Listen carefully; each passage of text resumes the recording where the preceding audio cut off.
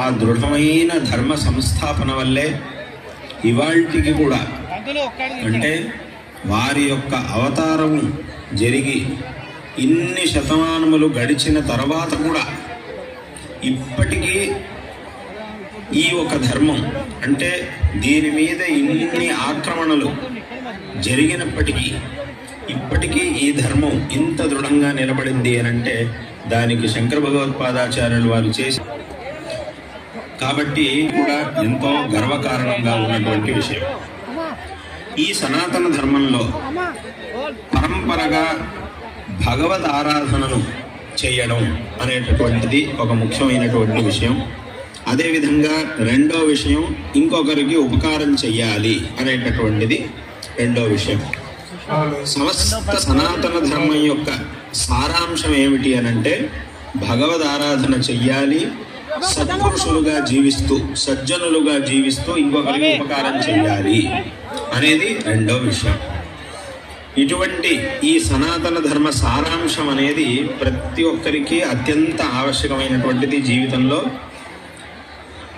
కాబట్టి ఈ రకంగా మన యొక్క ధర్మం మనకు ఉపదేశించినట్టు జీవితంలో భగవద్ ఆరాధనను మరియు ఇతరులకి ఉపకారము ఈ రెండు పనులను చక్కగా చేయడం వల్ల ఈ ధర్మాన్ని ఆచరించినటువంటి వాళ్ళం అవుతాము. అందులోనూ విశేషంగా ఈ భగవద్ ఆరాధన అనేటటువంటిది పరంపరగా మన వెనకటి వాళ్ళందరూ పూర్వీకులందరూ కూడా అత్యంత శ్రద్ధతో చేసుకుంటూ వచ్చారు. మనకి కూడా ఆ మార్గాన్ని ఉపదేశించారు. ఈశ్వరాపురం ఇస్మాయిల్ కంపేట భవానీ మందిరంలో అయ్యప్ప పడిపూజ మహోత్సవం అంగరంగ వైభవంగా ఈరోజు నిర్వహించడం జరిగింది.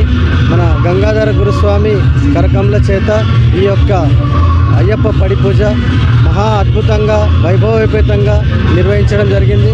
మా కార్యక్రమానికి ముఖ్య అతిథిగా మా అమ్మ నిర్మలమ్మ గారు, నిర్మలా జయప్రకాష్ రెడ్డి గారు ఇచ్చేసినందుకు వారికి కూడా ధన్యవాదాలు తెలుపుకుంటున్నాను.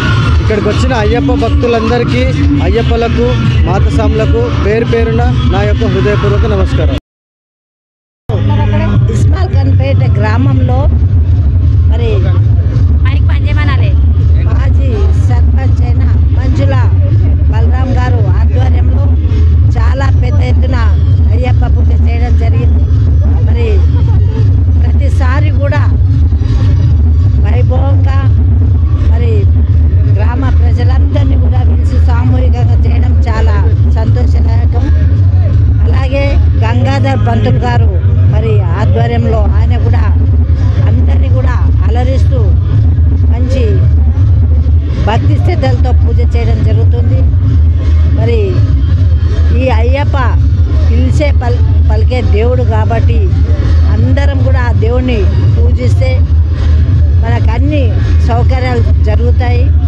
ఆ నమ్మకంతో మరి ఈ పూజ మరి 41 రోజులు మాల వేసుకొని భక్తి శ్రద్ధలతో మరి వాళ్ళు అయ్యప్పను కొలవడం జరుగుతుంది.